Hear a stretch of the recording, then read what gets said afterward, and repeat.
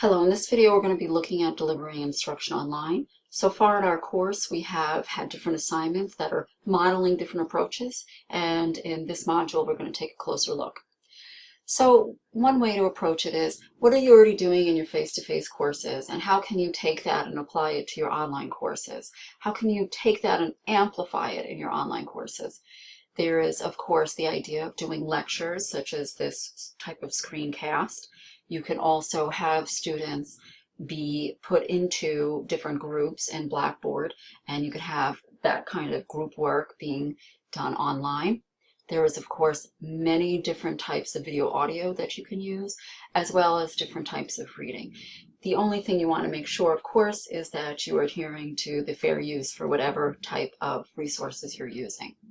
And also you can do different types of presentations. It doesn't just have to be a screencast. So keep those things in mind.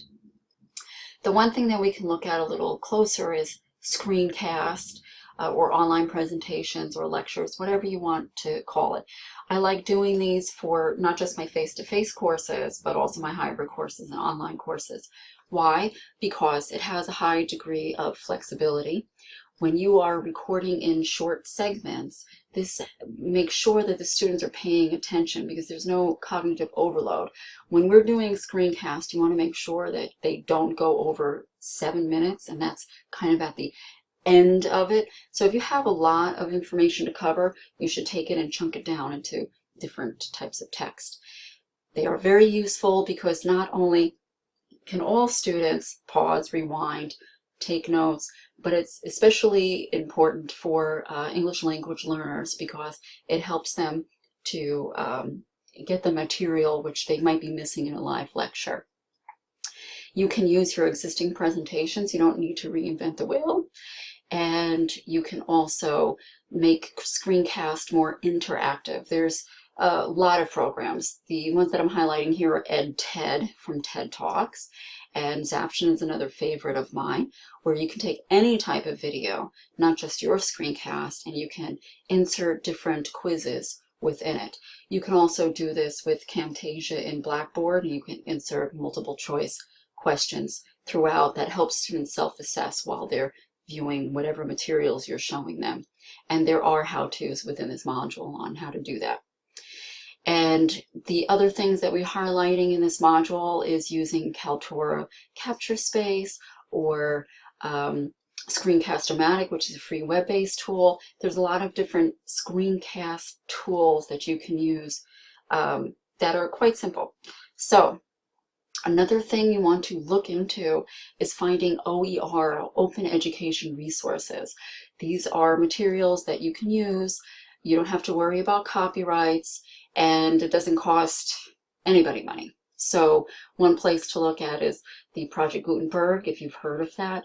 They have over 50,000 free ebooks, so maybe there's something there that you would like your students to look at. OER Commons is another good one to look at, which means anything that's put up there is for educational use, so you don't have to worry about anything. Another one I like is MIT OpenCourseWare. This is where MIT has basically opened every single one of its courses and put it online, and it's also free to use. Another one is OpenStax, which has open access to different college textbooks. If you go to Google and you put in OER, you'll find a lot of different resources for this. Okay, so one thing to highlight is how can you do group work? So Blackboard has a lot of different features that you can use. Wikis and blogs are some of the more popular ones. You can find them here under the control panel, and you can see the different links to find it. And so I encourage you to look through that and see if it's something that you want to use in your course. Also, there are other outside programs that also help with student collaboration. There's Lino, Etherpad, Padlet, which I have an example of within this module. Again, you will be able to look at these links in the PowerPoint in the module, and I encourage you to look and see if there's anything that you think might work for you. Now, what about video, audio, and different types of presentations? Well, podcasts are a big thing, and there's a ton of resources out there. You might want to try the Library of Congress's podcast. iTunes, of course, has a lot. There's Audacity. YouTube is, as we know, an unending source of videos. There is also NJVid. And for presentations, of course, you could always use the standby, which is PowerPoint. There's also other dynamic tools that you might want to look at. eMaze, Prezi, Microsoft Sway, Smore. Some of these I've already incorporated within our class, and they are, for the most part, free or freemium, meaning you can use it up to a certain amount and then you would be charged. They are easily integrated into Blackboard also. So this is just a quick overview of looking at different ways that you can approach your teaching methods within your online course, and I hope you take the time to look at some of these links. Thank you.